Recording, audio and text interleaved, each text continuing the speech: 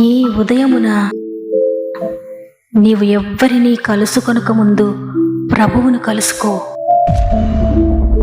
నీవు ఎవ్వరినీ చూడకముందు ప్రభువును చూడు. నీవు ఎవ్వరితో మాట్లాడకముందు ప్రభువుతో మాట్లాడు. నీవు దేనిని వెదకకముందు ఆయన రాజ్యమును నీతిని వెదకు.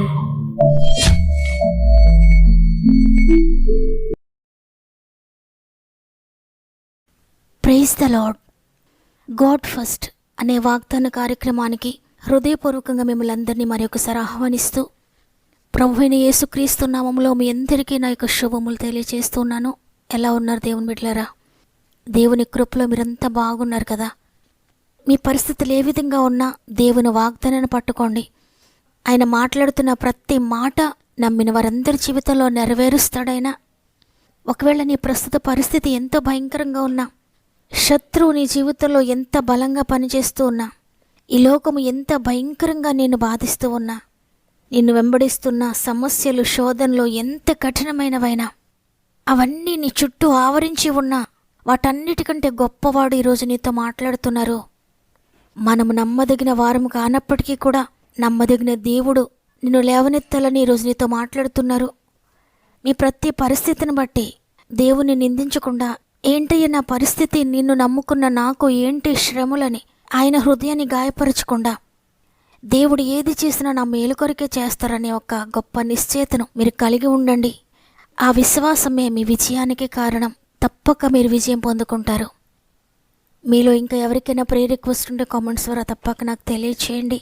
మీ అందరి కొరకు మేము ప్రార్థిస్తున్నాం.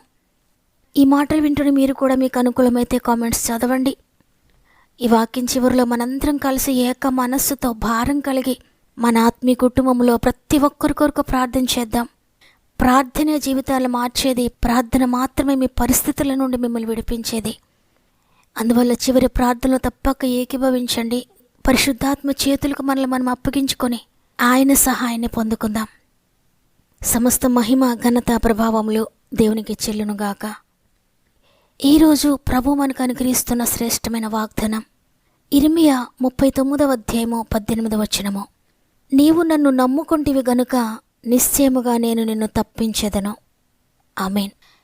నమ్మదగిన దేవుడు ఆయనను నమ్ముకున్న వారిని ఏ విధంగా రక్షిస్తారో, ఎంత సులువుగా తన సమస్తాన్ని వారు కాపాడుకోగలుగుతారో దేవుని బట్టి అనేది ఈ వాగ్దానం ద్వారా దేవుడు మనకు తెలియజేస్తున్నాడు. ఆయన నమ్ముకున్న నిన్ను ఆయన సిగ్గుపరిచే దేవుడు కాదు. మీ జీవితంలో ఉన్న ప్రతి బాధ నుండి, ప్రతి భయము నుండి, ప్రతి శోధన నుండి, మీరు భరించలేని ప్రతి పరిస్థితి నుండి మిమ్మల్ని తప్పించబోతున్నాడు. భూమిపై పాపం పెరిగిపోవడం వల్ల, అతిక్రమం పెరిగిపోవడం వల్ల ప్రేమ, నమ్మకము అనేవి పూర్తిగా కరిగిపోయి మనిషి యొక్క జీవితము దినదినము కూడా దుర్భరమైపోయింది. జీవనము యాంత్రికంగా మారిపోతుంది. ఇంత భయంకరమైన దినాల్లో ఉన్నాం మనం. ఎవరిని నమ్మాలో ఎవరిని నమ్మకూడదో కూడా అంచనా వెయ్యలేని విలువలు పతనమైన భయంకర లోకంలో జీవిస్తూ ఉన్నాం. నమ్మి మోసపోతూ ఉన్న ఎందరో అభాగ్యులను గురించి రోజు మనం వింటూనే ఉన్నాం. నమ్మించి జీవితాలను నేలకూల్చిన సంఘటనలు లెక్కలేనన్ని మనం చూస్తున్నాం. అయితే నమ్మక తప్పని స్థితిలో మనము అనేక మందిని నమ్ముతూ ముందుకు సాగిపోతున్నాం. ఎవరైనా మాట ఇచ్చి నిలబెట్టుకునే నమ్మకమైన వారిని చూసినప్పుడు ఎంతో ఆశ్చర్యం కలుగుతుంది మనకి. ఎందుకంటే ఈ లోకంలో నమ్మదగిన వారు ఎవ్వరూ కూడా మనకు కనబడడం లేదు. కాబట్టి జీవితాంతం నీకు తోడుగా ఉంటానని వివాహ సమయంలో నమ్మించిన భార్య భర్తను మోసం చేస్తుంది. భర్త భార్యను మోసం చేస్తూ ఉన్నాడు. జీవితమంతా ధారపోసి పెంచిన పిల్లలు తల్లిదండ్రులు మోసం చేస్తున్నారు. ప్రాణానికి ప్రాణమన్న స్నేహితులే తీరని వేదనకు గురి చేస్తూ ఉండమని చూస్తున్నాం. చివరకు మన నీడను మనమే నమ్మలేని నీచ స్థితికి లోకం దిగజారిపోయింది. ఇటువంటి పరిస్థితుల్లో మనిషి జీవితానికి భూమిపై భరోసా ఇక లేదా అని అనిపిస్తూ ఉంటుంది. ఇక ఎవరిని నమ్మడానికి లేదా అని అనిపిస్తూ ఉంటుంది. అయితే ఈరోజు దేవుడు నీతో మాట్లాడుతున్నారు. ఈ లోకంలో నిన్నందరూ మోసం చేశారా? అందరూ నిన్ను బాధ పెట్టారా? ఎవరిని నమ్మావో వారే నీ జీవితాన్ని పతనం చేశారా? అయితే భయపడొద్దు. నీవు నన్ను నమ్ముకున్నావు కాబట్టి ఎవరైతే నీ జీవితాన్ని పాడు చేశారో, ఎవరైతే నీ జీవితాన్ని కూల్చివేశారో, ఎవరైతే నీకు లోటు కలిగించారో, నీకు లేమి కలిగించారో, నిన్ను బాధించి నీవు లేవలేనట్లుగా నిన్ను అణచివేశారో వారి ఎదుట నిన్ను లేవనెత్తుతాను. నీ ప్రతి బాధ నుండి నేను తప్పిస్తాను. నీ ప్రతి అసమర్థత నుండి నేను తప్పిస్తాను. నీ ప్రతి భయము నుండి నేను తప్పిస్తాను. నీ జీవితంలో నీకు ఎదురవుతున్న ప్రతి హాని నుండి నేను తప్పిస్తాను అని ఈరోజు ప్రభు వాగ్దానం చేస్తున్నారు.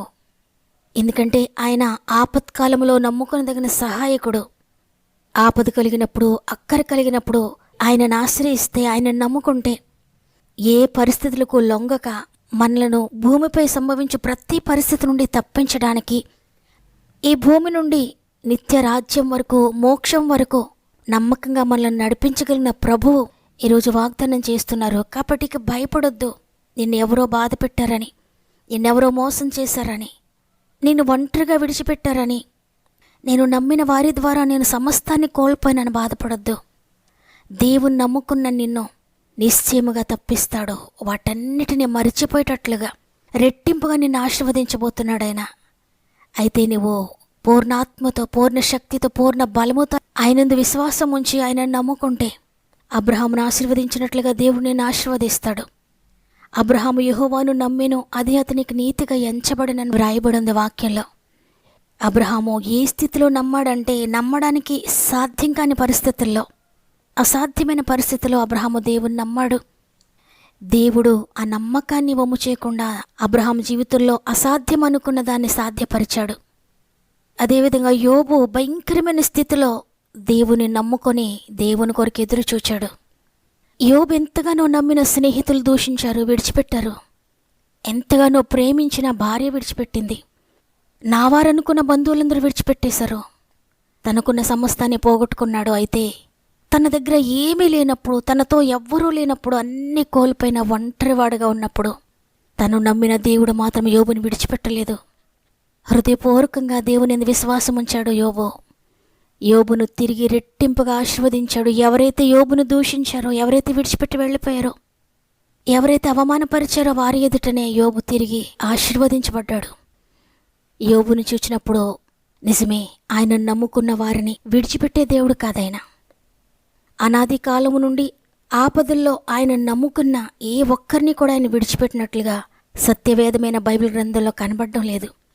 ఎంతటి శ్రమ అయినా, శోధనైనా తనను నమ్ముకున్న వారందరినీ ఆయన విడిపించాడు. ఉన్నతమైన స్థితిలో ఆయన నిలవబెట్టాడు. కాబట్టి ఈరోజు ఈ మాటలు వింటున్న ప్రియ సహోదరి, ప్రియ సహోదరుడా, ప్రియ చెల్లి, ప్రియ తమ్ముడు, నీవే భయంలో ఉన్నావు, ఏ దిగులులో ఉన్నావు, ఏ టెన్షన్లో నీవు ఉన్నావు, ఏ శ్రమలో, ఏ శోధనలో ఉన్నావు, ఏ వ్యాధి బాధల్లో ఉన్నావు, తప్పించబడలేని పరిస్థితుల్లో నేను ఉన్నానని అనుకుంటున్నావేమో. అయితే ఈ లోక క్షేమము కొరకు, పరలోక రాజ్యం కొరకు ఈ లోకంలో దేనిని ఆశ్రయించొద్దు, ఎవరిని నమ్ముకోవద్దు. భూమి పుట్టినప్పటి నుండి తరతరాలుగా, యుగయుగాలుగా తన నమ్మకత్వాన్ని నిరూపిస్తూ నిలబెట్టుకుంటున్న దేవునిని నమ్ము. ఆయన సెలవిస్తూ ఉన్నారు, నీవు నన్ను నమ్ముకుంటేవు గనుక అని. కాబట్టి నమ్మదగిన వాణ్ణి నమ్ముకో. నరులను నమ్ముకొనుట కంటే, రాజులను నమ్ముకొనుట కంటే యెహోవాను ఆశ్రయించటం మేలు అని లేఖనం సెలవిస్తుంది. కాబట్టి ఈ మాటలు వింటున్న ప్రియ దేవుని బిడ్డలారా, నీవు దేవుని నమ్ముకొని ఆయన కొరకు ఎదురు చూస్తున్నట్లయితే ఏ విషయానికి భయపడొద్దు, ఏది ఎదురవుతున్నా భయపడొద్దు. నీవు నమ్మిన ప్రభువు నిన్ను తప్పక విడిపిస్తాడు, రెట్టింపుగా నిన్ను ఆశీర్వదిస్తాడు.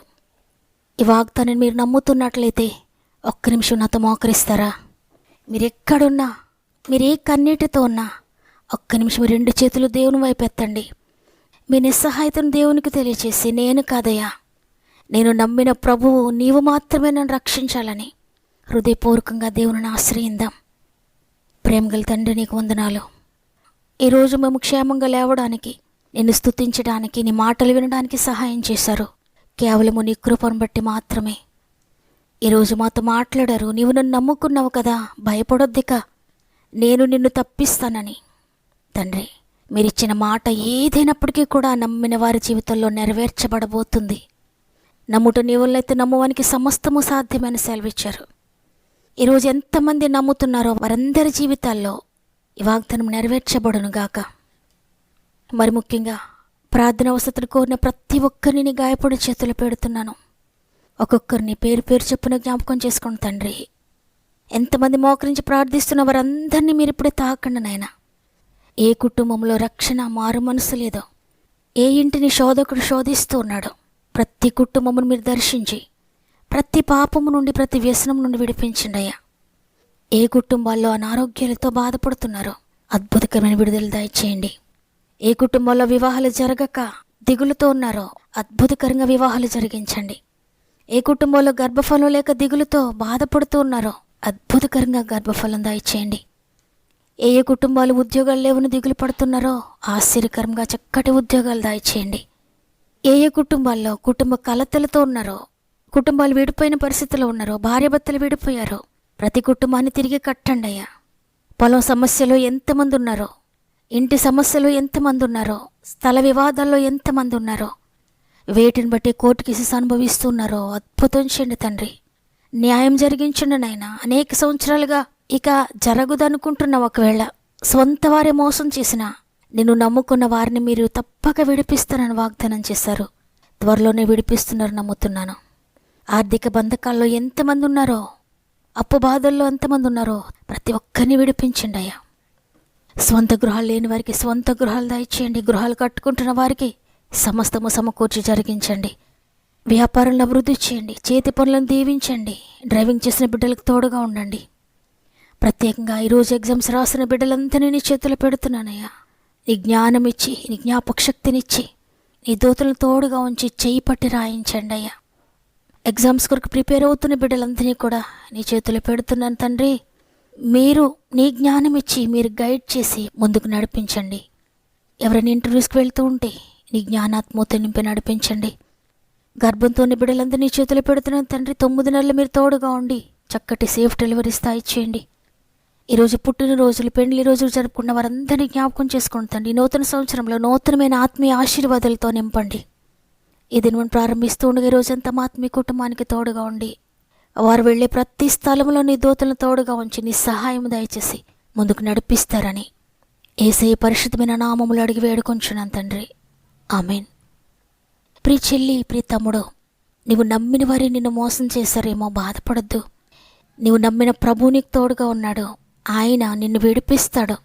నీవు కోల్పోయిన దానికంటే రెట్టింపుగా ఆయన నీకు ఇవ్వబోతున్నాడు. దేవుడు నాతో నీ సూటిగా మాట్లాడారు. ఈ వాగ్దానము నా కొరకే అన్నవారు విశ్వాసంతో ఆమెనని చెప్పండి. ఆమెనని కామెంట్ చేయండి. తప్పక వాగ్దానాన్ని లైక్ చేయండి. మీకు అనుకూలమైతే మీ ఆత్మీయులందరికీ షేర్ చేయండి. షేర్ చేస్తూ దేవుని వాక్య పరిచర్యలో పాలు పొందుతున్న మిమ్మల్ని, మీ కుటుంబాలను దేవుడు దీవించి ఆశీర్వదించునుగాక. దేవుని చిత్తమైతే తిరిగి రేపు కలుద్దాం. అంతవరకు ప్రభు మీకు, మీ కుటుంబాలకు తోడేండి నడిపించునుగాక.